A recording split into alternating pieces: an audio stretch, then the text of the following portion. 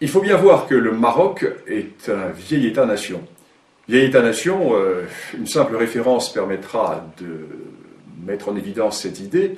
Quand Hugues Capet est élu roi de France en 987, la monarchie marocaine a déjà quasiment 2 siècles d'existence.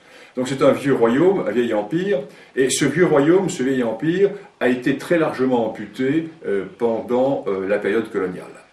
Le Maroc était en décadence au XIXe siècle, et il a été amputé à l'est et au sud. Amputé à l'est très largement par la France, lorsque la France a constitué l'Algérie. Et la France a poussé vers l'ouest les frontières de l'Algérie, et ce faisant, les frontières du Maroc ont reculé. Et le Maroc a été ensuite très largement amputé vers le sud. C'est ainsi que les Espagnols, en s'installant dans ce qui deviendra le Sahara occidental, ont complètement coupé le Maroc de ses vieilles racines, de ses grands axes nord-sud qui reliaient le cœur du Maroc à la vallée du fleuve Sénégal et jusqu'à la boucle du Niger. En d'autres termes, les racines africaines, d'où sont sorties de très nombreuses dynasties marocaines, ont été coupées à la suite de cette occupation espagnole.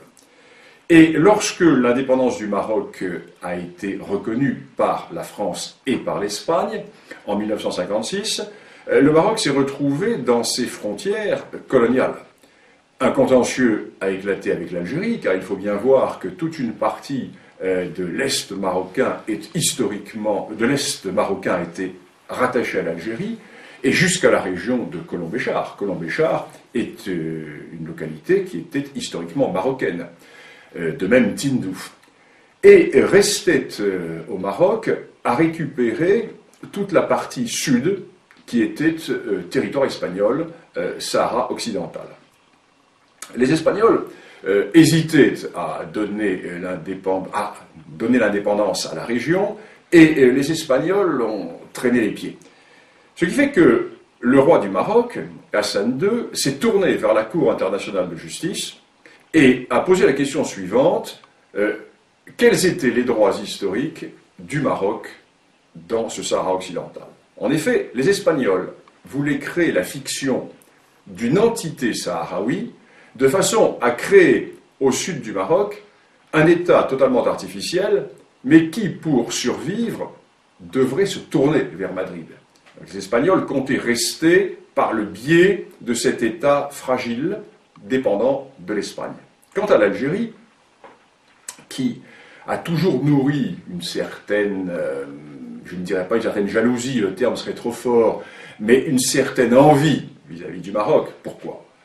Ben, nous sommes là au cœur de la grande question du Maghreb, qu'il y a un État-nation dans le Maghreb, c'est le Maroc. La Tunisie également. Mais l'Algérie n'a jamais existé. L'Algérie est une création française. Lorsque la France arrive en Algérie, l'Algérie est une dépendance turque, totalement dissociée. Historiquement, il n'y a pas de nation algérienne. Il y a certes un royaume de Tlemcen, il y a certes des entités ici ou là, mais il n'y a pas d'État algérien. Et l'Algérie a toujours nourri vis-à-vis du Maroc une sorte de complexe d'infériorité. Et l'Algérie ne voulait absolument pas que le Maroc puisse récupérer le Sahara occidental. Pourquoi? Mais il suffit de regarder une carte. L'Algérie est un État accroché au littoral méditerranéen du nord de l'Afrique, avec un énorme appendice qui s'avance vers le sud, à travers le Sahara, appendice totalement artificiellement rattaché à l'Algérie par le général de Gaulle, alors que le Sahara n'a jamais été algérien, puisque l'Algérie n'a jamais existé. Et cette Algérie est donc géopolitiquement coincée dans la Méditerranée. Alors que son voisin marocain, qui ne dispose pas de ces richesses, a lui une immense façade atlantique. Et la récupération du Sahara occidental fait que le Maroc se retrouve avec plusieurs milliers de kilomètres de littoral atlantique, ce qui fait que le Maroc est totalement tourné vers le grand large. Le Maroc est totalement tourné vers cet océan des grands contacts océaniques. Ce qui fait que l'Algérie se trouve coincée dans cette Méditerranée, qui est un lac. Il suffit de fermer le détroit de Gibraltar et la Méditerranée est totalement asphyxiée. Tandis que le Maroc, lui, n'a pas cette géopolitique de l'enfermement. Le Maroc est tourné vers le grand large. Donc, l'Algérie va soutenir la position espagnole, qui est de créer une entité artificielle, un État artificiel sahraoui, qui permettrait à la fois à l'Algérie d'avoir une sorte de débouché vers l'Atlantique, et qui permettrait au Maroc de maintenir, à l'Espagne, pardon, de maintenir une certaine position dans la région.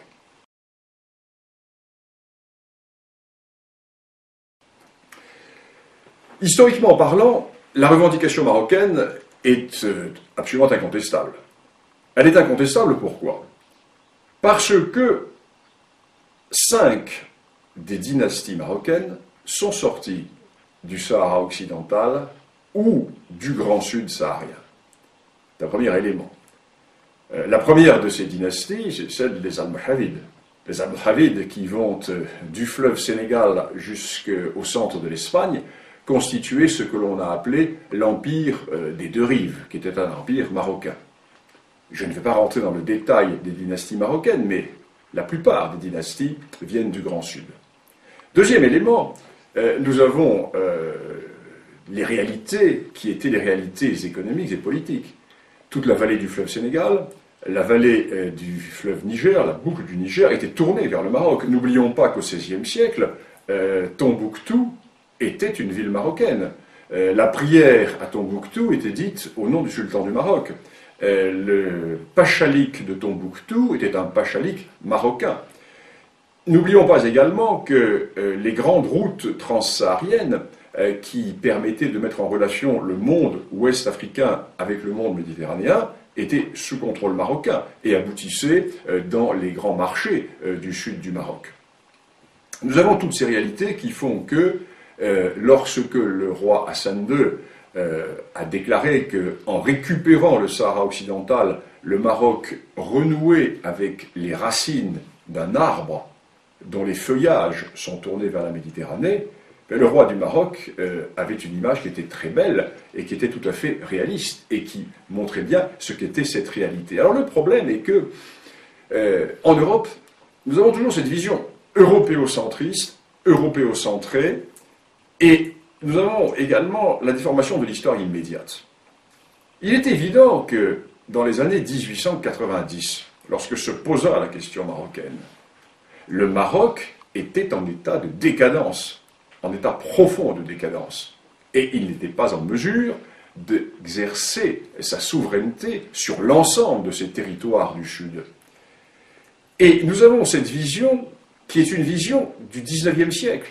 Or, la véritable réalité politico-historique et géopolitique de cette région est largement antérieure au XIXe siècle.